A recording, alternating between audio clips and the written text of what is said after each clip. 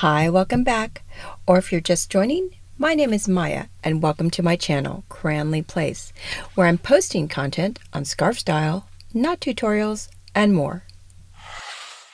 If you've been following my channel, you may know that I recently took a domestic business trip to a city I'd never visited before. That was Dallas, Texas. While it was a business trip, at the top of my list for my free time was to visit a museum collection that inspired arguably one of Hermès's most iconic recent Grail scarves, Parures de Samourai by Aline Honoré. In this video, I'd like to tell you more about that design inspiration and museum and share with you the two different formats that I'm lucky enough to count as part of my collection. If that sounds interesting, let's get started.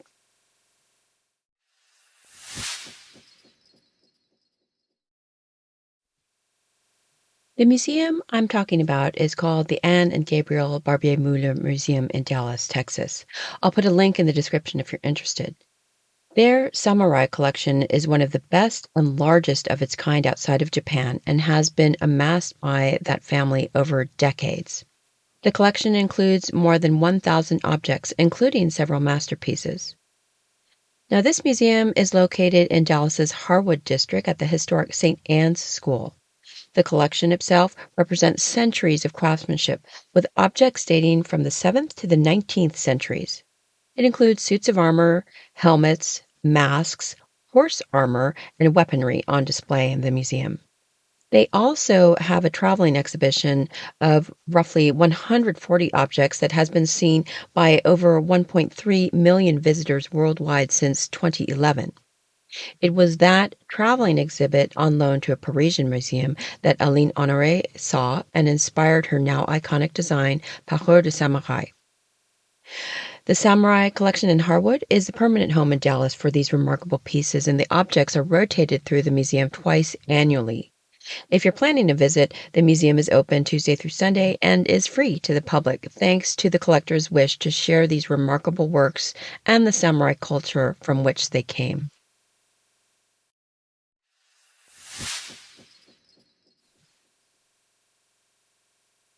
Samurai armor has a rich history and is an iconic symbol of the samurai, the feudal warriors of Japan. With the scarf design centering on this theme, I wanted to share a few key things you should know about samurai armor.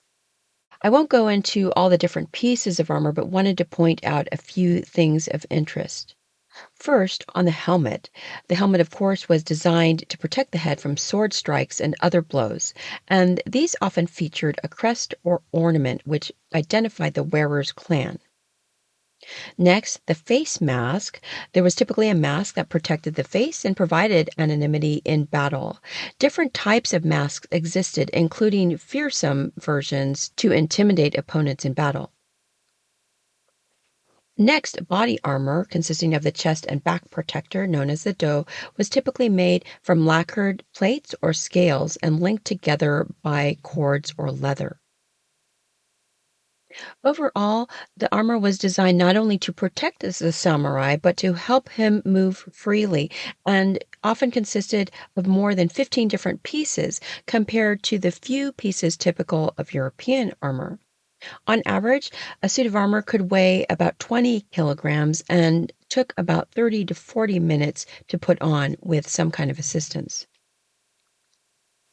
Samurai armor was constructed of materials like leather, metal, silk cords, and lacquered wood. The most common materials for armor plates were metal, typically iron or steel. And as I mentioned in relation to the helmet, samurai armor often displayed the clan's symbols and emblems, making it a symbol of one's identity and allegiance.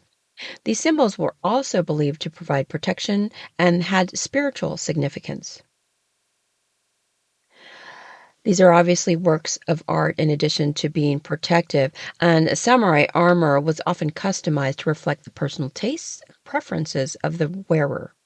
This included the choice of colors, crest design, and other decorative elements. Samurai armor also evolved over time, no surprise, in response to changes in warfare. For example, as firearms became more prevalent, armor design shifted to provide protection against bullets and other projectiles. As I mentioned briefly, putting on samurai armor was a complex process and did require assistance. Samurai would often have attendants to help them dress in their armor, and maintaining and repairing the armor was also crucial, as it could extend the life of the armor and ensure that it remained functional. With the Meiji Restoration in the late 19th century, the samurai class was abolished and traditional samurai armor became obsolete. Today, samurai armor is seen mostly in museums, collections, and occasionally in a martial arts demonstration. As we can see, samurai armor is a testament to the craftsmanship and warrior culture of feudal Japan, which represents not only functional pieces of protective gear, but also a magnificent art form and symbol of honor and identity.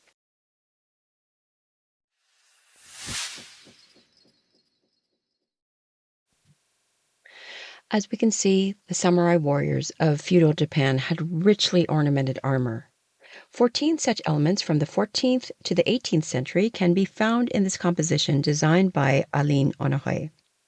At the center is a suit of armor in bronze, iron, gold, leather, silk, and lacquer, crafted by two armorers of the Myochin school. The adornment is from the Edo period, that is 1615 to 1868, and is certain to have belonged to a daimyo, or a rich landowner. The ornamental details feature floral motifs or clan coats of arms. Now, the 90-centimeter silk twill version was originally issued as part of Hermès's Spring-Summer 2017 season in 12 different colorways, with the 140-centimeter cashmere GM version in 7 different colorways the following year. I'm fortunate enough to have this design in the 2 different formats. The 90-centimeter in a raspberry, green, and light pink colorway, and the 140-centimeter GM in a dark bluish black, sky blue, and salmon colorway. Both have contrast hems. I'll add that the 140-centimeter GM in this colorway was one that I had to hunt high and low for, and with the help of a dedicated Hermès sales assistant, she was able to find this for me in Honolulu, of all places. I'll also say that it is still possible to find either of these formats in the pre-loved market, but expect to easily pay double, triple, or more of retail. Which, by the way, at the time these issued, the 90-centimeter were still under $400, actually $395, and the 140-centimeter cashmere's $1,100 in US dollars. Let's take a close-up look at some of the details.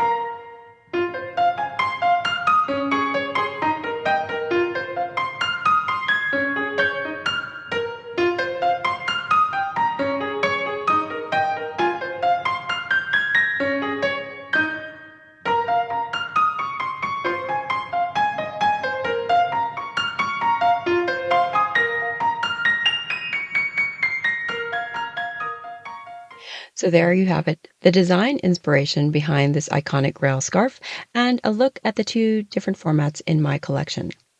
Please like and share the video if you enjoyed it and let me know what you think in the comments. In future episodes, I'll share other scarf reviews, tutorials, and more, so be sure to hit that subscribe button to be notified of new videos. Thanks again for joining me today. Until next time!